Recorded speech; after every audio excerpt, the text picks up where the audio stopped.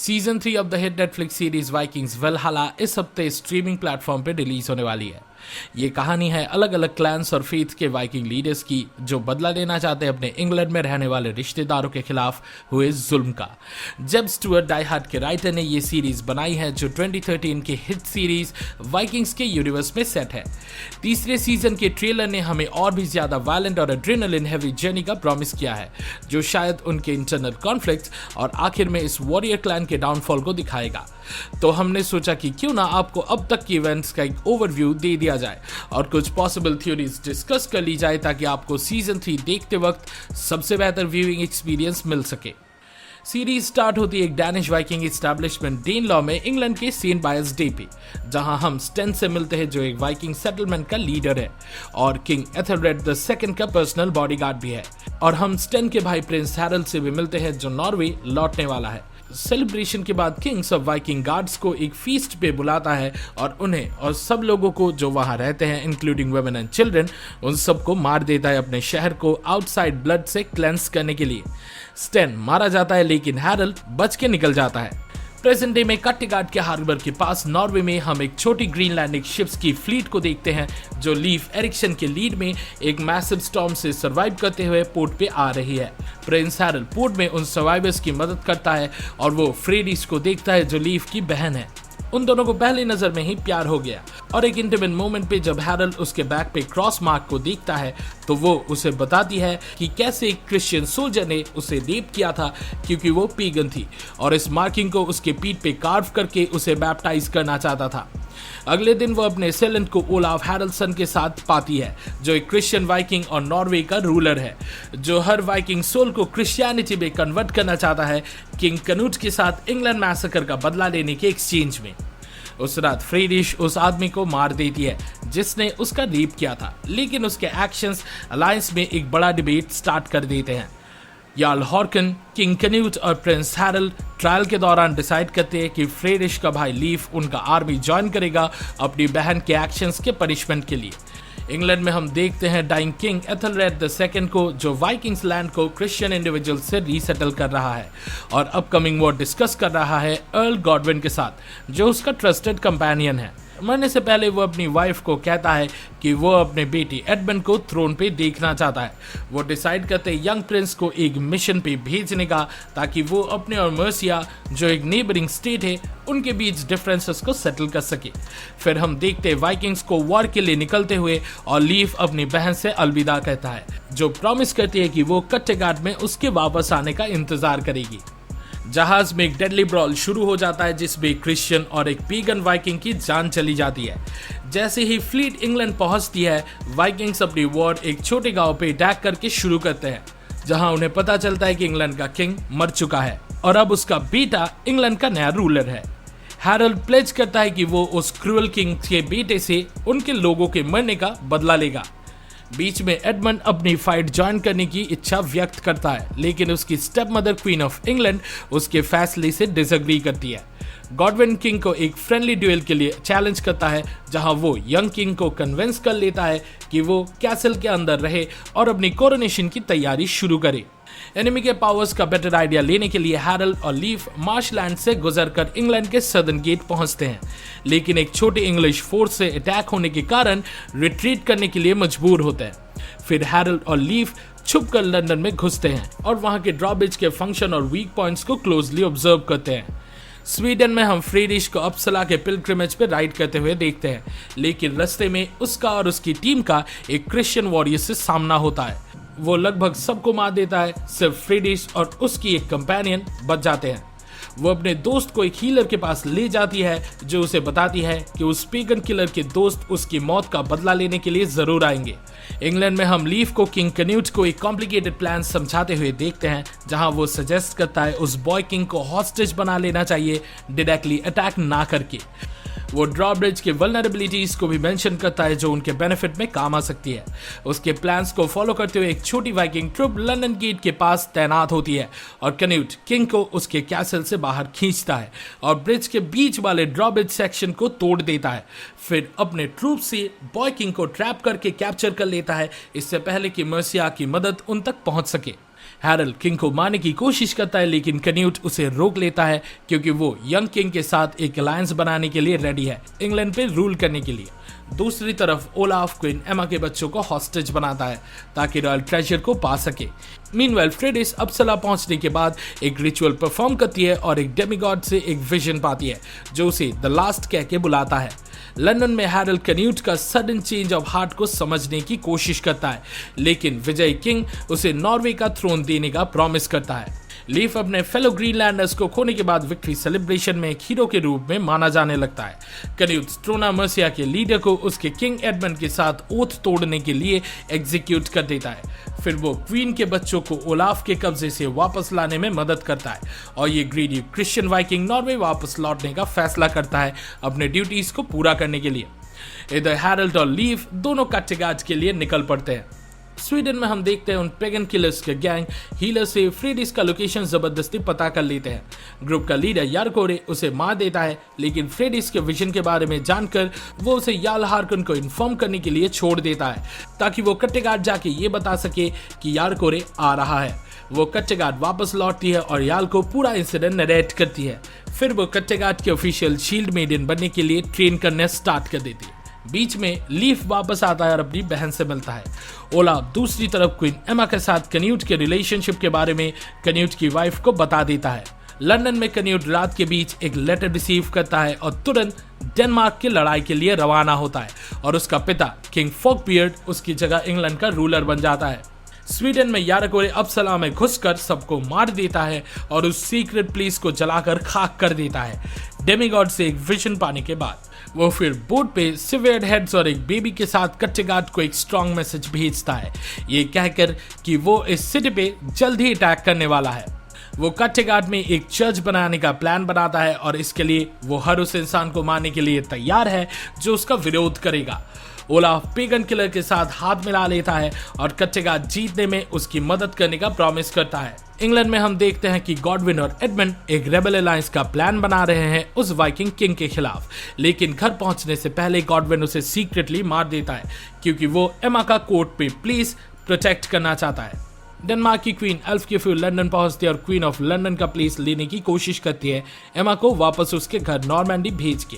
वो ये title assume करने के बाद कन्यूट की ग्रैंड फ्लीट का लोकेशन को रिवील करने का क्लेम करती है, लेकिन टाइटल अज्यूम करने के बाद भी वो फोकबियर्ड को ये इन्फॉर्मेशन नहीं देती। इस दौरान हैरल सीक्रेटली अपने भाई ओलाफ से मिलता है बैटल के शुरू होने से पहले और यारकोरे के साथ हाथ मिला लेता है। सब मिलकर अपने एनिमी से मिलते हैं सरेंडर के टर्म्स डिस्कस करने के लिए, लेकिन हैरल सीक्रेटली लीफ को अपकमिंग वॉर के डिटेल्स के बारे में वार्न करता है। लेकिन सरप्राइजिंगली शिप्स बिल्कुल खाली होती है और अलायंस बहुत ही क्लेवर तरीके से अपनी स्ट्रेंथ को एक डिवास्टेटिंग लैंड अटैक की तरफ चैनल करता है जो याल हार्कन की मौत से एंड होता है। ओलाफ रिवील करता है कि हैरल को एक प्लॉय बना के यूज करना ही उसका प्लान था और एक सिंगल डायरेक्शन से ब्रूट स्ट्रेंथ से कट्टेगाड पे अटैक करके सिर्फ यारकोरे के लोगों को मरने देते हुए वो इस जगह पे रूल करना चाहता था। Deadly pagan killer Christian free dish का सामना करता है, लेकिन वो उसे मार देती है और हैरल के साथ कट्टेगाड से निकल जाती है।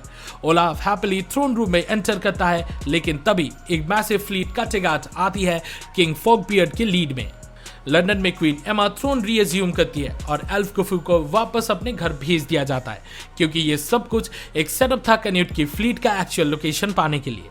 सीजन के एंड में हम देखते हैं कि लीव की लव इंटरेस्ट की मौत हो जाती है जो उसे कंप्लीटली शैटर कर देता है। वो एक किलिंग स्प्री पे चला जाता है और दर्जनों लोगों को मार देता है जो एक इनोसेंट गर्ल को रेप करने की कोशिश कर रहे थे। लेकिन जब फोकबियर्ड के ग्रैंड चिल्ड्रन में से एक उस रूम में एंटर करता है, वो एक्स पकड़कर चिल्लाता है जो सजेस्ट करता है कि उसका सेंस ऑफ राइट और रॉन्ग कंप्लीटली शैटर्ड हो चुका है।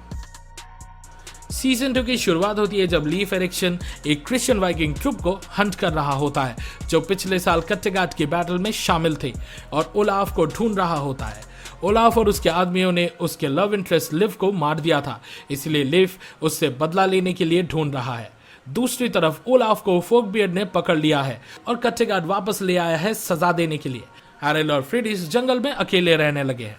हैरल कट्टेगार्ड लौटना चाहता है और नॉर्वे का थ्रोन रिक्लेम करना चाहता है, जो किंग कैन्यूट ने उसे प्रॉमिस किया था। एक दिन एक सीयर फ्रेडिस के पास आते हैं और उसे कहते हैं कि वो अपने साइंस पे ध्यान दे। फ्रेडिस वापस आती है और हैरल को बताती है कि वो उसके साथ कट्टेगार्ड जाने के लिए तैयार है। अर्ल गॉडविन की मदद से एमा इंग्लैंड का कंट्रोल रखती है जब कैन्यूट डेनमार्क में वॉर लड़ रहा होता है। एमा अपनी सुरक्षा को लेकर ज्यादा चिंता नहीं करती, लेकिन गॉडविन को उसकी सेफ्टी की चिंता है। इसी बीच फोकबियर्ड ओलाफ को बताता है कि वो अपने पोते स्वेन को नॉर्वे का नया किंग बना रहा है और ओलाफ को उसका गार्डियन बनने के लिए ऑर्डर देता है। अपने ट्रस्ट को इंश्योर करने के लिए वो ओलाफ के बेटे को डेनमार्क ले जाने का फैसला करता है ताकि वो कैन्यूट की वॉर में मदद कर सके। जब एल्फ की फुक कट्टेगार्ड पहुंचती है, फोकबियर्ड उसे पनिशमेंट के रूप में वहां रहने और ओलाफ की क्वेस्ट में मदद करने के लिए कहता है। हैरल और फ्रेडिस के सर पर बाउंटी लगाकर ओलाफ फिर से लोगों को अपनी तरफ कर लेता है। लीफ देखता है कि कुछ बाउंटी हंटर्स ने उसकी बहन और उसके लवर का लोकेशन पता कर लिया है, लेकिन वो उनके करीब पहुंचने से पहले ही वो उन्हें मार देता है। वो हैरल्ड और फ्रेडिस से मिलता है और उन्हें बताता है कि अभी कट्टेगार्ड जाना सेफ नहीं है। वो जॉन डोर से मिलते हैं जो एक जोम्स वाइकिंग है। वो उन्हें जोम्सबर्ग ले जाने का ऑफर करता है, जो पुराने फेथ वाले लोगों के लिए एक रेफ्यूज है। इस दौरान फ्रेडिस लीफ को बताती है कि वो हैरल्ड के बच्चे की मां बनने वाली है, लेकिन वो नहीं चाहती कि हैरल्ड को इसके बारे में कुछ भी पता चले। लीफ और हैरल्ड नोवगोरोड जाने का सोचते हैं, हैरल्ड के अंकल यारोस्लाव द वाइस से मिलने के लिए, जबकि फ्रेडिस जोम्सबर्ग जाने का फैसला करती है। उनके डिपार्चर से पहले ओलाफ अपनी आर्मी के साथ उन्हें घेर लेता है, लेकिन जॉरंडोर उन्हें बचा लेता है। हैरल्ड और लीफ नोवगोरोड पहुंचते हैं, लेकिन यारोस्लाव पोलाइटली हैरल्ड के आर्मी रिक्वेस्ट को रिजेक्ट कर देता है ताकि वो अपने रिश्ते को कैन्यूट और उसके पिता के साथ बनाए रख सके। हैरल्ड फैसला करता है कॉन्स्टेंटिनोपल जाने का ताकि अपनी खुद की आर्मी बनाने के लिए पैसा इकट्ठा कर सके। लीफ इनिशियली उसके साथ नहीं जाना चाहता, लेकिन जब वो मरियम नाम की एक रिसर्चर से मिलता है जो बीमार है और डॉक्टर से मिलने कॉन्स्टेंटिनोपल जाना चाहती है, तो वो हैरल्ड के साथ देने के लिए तैयार हो जाता है। एक स्लेवर और उसके स्लेव्स, कुछ कॉन आर्टिस्ट, एक ब्लाइंड पेशेंट गाइड, एक नोबलमैन फ्रॉम शूद और उसका सर्वेंट हैरल्ड लीफ और मरियम के जर्नी में उनका साथ देती है। वो आइस के क्रॉस एक डिफिकल्ट जर्नी करते हैं, लेकिन थॉ के दौरान वो नोबलमैन गिर जाता है। फिर ये रिवील होता है कि जो सर्वेंट नोबलमैन के साथ थी वो एक्चुअली उसकी अपनी बेटी थी। हैरल्ड गारंटी करता है कि वो उसके पिता का ट्रेजर कॉन्स्टेंटिनोपल ले जाने में मदद करेगा। Meanwhile surviving tribe of Vikings जो पुराने तरीके में मानते थे, उनके चीफ हैरकर फ्रेडिस को वेलकम करता है जब वो जोम्सबर्ग पहुंचती है और ये क्लेम करता है कि वो यहाँ एक नया अपसला बनाएगा। रिफ्यूजीज जो यहाँ आते हैं उन्हें जोम्स वाइकिंग के एक कैंप में फॉरेस्ट में काम करना पड़ता है। फ्रेडिस कहती है कि सब वाइकिंग्स को एक दूसरे के साथ रहना चाहिए, लेकिन हार्कर अपने आप को सुपीरियर मानता है और जब फ्रेडिस एक लड़के को जन्म देती है, वो उस बच्चे को हैरल्ड के लिए रखने की कोशिश करता है और फ्रेडिस को मारने का प्लान बनाता है। इंग्लैंड में हम एल्फिन नाम की एक लड़की से मिलते हैं जो एमा की हैंडमेडन है और गॉडविन के साथ उसका एक रोमांटिक रिलेशनशिप भी है। एमा को गॉडविन पर शक होता है एक फेल्ड असैसिनेशन अटेम्प्ट के बाद, जब उसे पता चलता है कि वो असैसिन एल्फिन का भाई है, लेकिन गॉडविन उसे अल्टीमेटली बचा लेता है। एमा एल्फिन को अनइमेजिनेबल टॉर्चर करती है ताकि गॉडविन के बारे में सच्चाई पता चले, लेकिन वो कुछ रिवील नहीं करती और फाइनली मर जाती है। गॉडविन इंसिस्ट करता है कि वो इनोसेंट है, लेकिन एमा उस पर इन्वेस्टिगेशन जारी रखती है। किंग कैन्यूट डेनमार्क से ट्रायम्फेंटली घर लौटता है और एमा उसे अपने असैसिनेशन और गॉडविन के बारे में डाउट्स को रिवील करती है, पर गॉडविन से बात करने के बाद कैन्यूट एल्फ्रिन को खोने के बदले प्रिंसेस गिता का हाथ उससे शादी के लिए ऑफर करता है, जो किंग की नीस है। कॉन्स्टेंटिनोपल के रास्ते इस क्रू को बहुत ट्रबल्स फेस करनी पड़ती है और कुछ मेंबर्स को वो रास्ते में ही खो देते हैं। हैरल्ड का एलेना के साथ एक कनेक्शन डेवलप होता है। ओलाफ मीनवाइल जोम्सबर्ग पहुंचता है फ्रेडिस और दूसरे पेगन्स को मारने के लिए। हैरकर जॉनडर को फ्रेम करता है फ्रेडिस को मारने का झूठा इल्जाम लगाकर और एग्जाइल में भेज देता है पनिशमेंट के रूप में, लेकिन जब फ्रेडिस सच्चाई बताती है, जोम्सबर्ग के लोग हैरकर के खिलाफ हो जाते हैं और उसे मार देते हैं। एक इंजर्ड जॉर्मंडर क्रिश्चियन शिप के पास मिलता है और ओलाफ उसे जोम्सबर्ग ढूंढने में मदद करने के लिए मना लेता है।